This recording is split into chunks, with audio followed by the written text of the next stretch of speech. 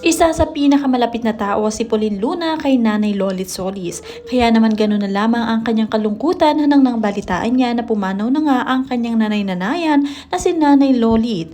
May pahayag pa nga si Pauline Luna at talagang nalulungkot nga siya, kaya naman ito ang kanyang sinabi. Panoorin at kung hindi pa nakasubscribe, don't forget to click subscribe and hit the notification bell to keep you updated.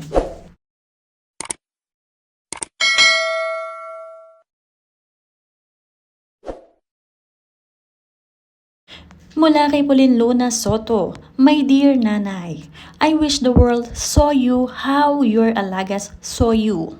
A mother, a protector, a fighter, and someone who is very loyal. Hindi ka man magaling sa iyong mga salita, ang puso mo naman ay nagsusumabog sa pagmamahal.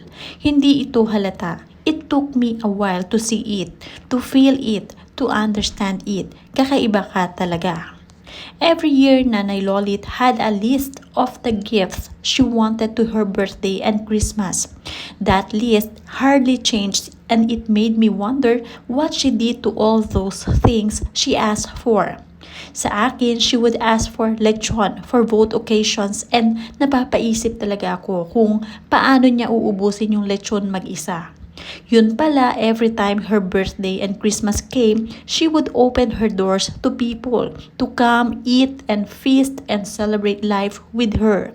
Lahat ng mga TV, gadgets, appliances that she would ask for from her alagas, she would donate it to people who needed it. In short, lahat ng hinaharbat niya ay hindi para sa kanya. Hindi lang halata, but she had a very big heart. Nanay, you opened so many doors for me. You helped an artist so young to reach her dreams.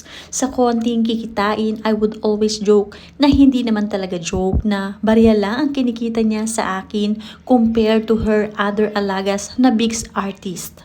But what I love most about her is the way she appreciated me as a wife and as a mother. She never failed to make me feel like I was doing a good job. She was always happy for my family life, and she always celebrated that. She loved my husband, my children, even from afar, and would always tell me so I won't forget. She was so proud of me when I became a wife and a mother. The best years of my life, and for that I am truly, truly grateful.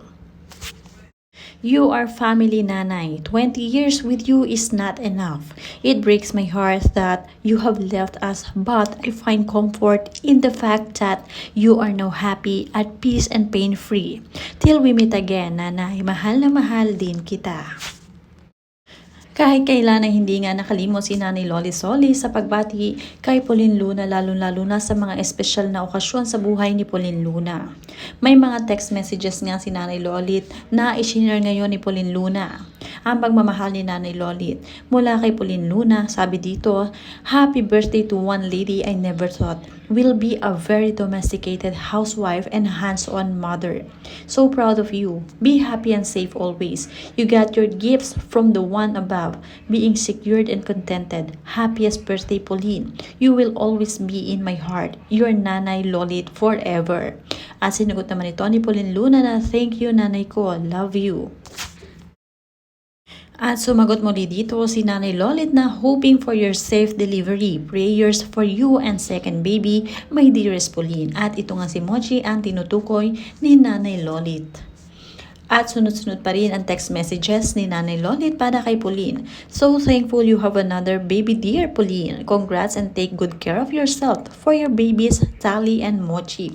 Bongga kang mother, perfect ka talaga. Mula kay Pauline, thank you, Nay. God has been so good to us. Ang sarap maging nanay. Sabi pa, was so happy domesticated person ka pala, not only a good mother but excellent wife. Mana kay Mami Chat ha, love you. Sabi naman ni Pauline, love you, Nay. At marami pa nga silang conversation na nagsunod-sunod dahil nga talagang mahilig mga musta itong si Nanay Lolit. Sabi, mahal kong Pauline, happiest birthday sa inyo ni Tali. All these years I considered you as one of my daughters. Mababait at loyal na anak. Love you forever, your Nanay Lolit, my dear Pauline. At sinagot naman ni Pauline ng, "Thank you so much, Talis Lola. We appreciate your love, nanay. Mahal ka namin. Huwag ka nang pa-stress, please. Palakas ka lang po." Ilan lang ito sa mga sweet conversation nila ni Nanay Lolit Solis. Talagang kahilanman ay hindi nalilimutan magmensahe ni Nanay Lolit para sa alaga niya na si Pauline Luna Soto. Iba talaga ang pagmamahal ng isang manager, talaga namang parang itinuring niyang tunay na anak itong si Pauline Luna. At madalas nga din na inaalala ni Pauline ang kanya nanay Lolit Solis. Kinakamusta rin niya ito through chat or through text. "Hi Nay, kamusta ka? I hope you're feeling good today." Samugot naman dito si Nanay Lolit, "Salamat mahal kong Poleng. I am good at happy pag nakikita ko mga posting mo kila Tali at Mochi.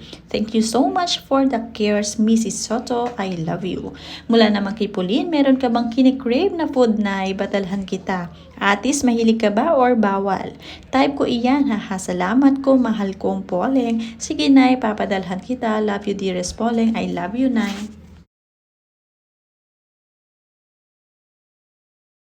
Sweet at mapagmahal nga ito ang si Pauline Luna Soto sa kanyang nanay Lolit Solis na itinuturing niya nga na isa pa niyang nanay. Sabi pa dito, "Yeah, super girl ang Nay Lolit mo, haha." Pakibati si Bossing ng happy birthday at thank you for being a good husband and father to Tali. So grateful that he made you so happy and contented. Vic is a really good person and an amazing man. Happy birthday and thank you for all your happiness as Mrs. Vic Soto. At nagpapasalamat dito si Pauline. Thank you so much, Berry. Nanay. Dagdag pa nga ni Nanay Lolit Solis sa kanyang text messages para kay Pauline Luna. "Cute ni Mochi ha, parang si Tali noong baby. Lucky you talaga, Mama Pauline." At bago nga pumanaw si Nanay Lolit Solis ay nasilayan naman niya ang baby Mochi. Kaya naman tuwang-tuwa ito dahil ipiniramdam daw ni Pauline Luna ang pagiging lola para kay Lolit Solis. Talagang itinuturing din siya kapamilya ni Pauline Luna Soto at mahalaga siya para sa pamilya Soto. Noong birthday nga ni Nanay Lolit Solis noong May 19 ay binati pa nga ito ni Pauline. "Happy birthday, Nay Lolit, mahal ka namin." At 2 beses pa nga siya bumati. "Feel ko talaga dahil para dalhin mo si Mochi, talagang pinafeel mo na family ako. Thank you talaga, really appreciate your message. Love you, my Pauline."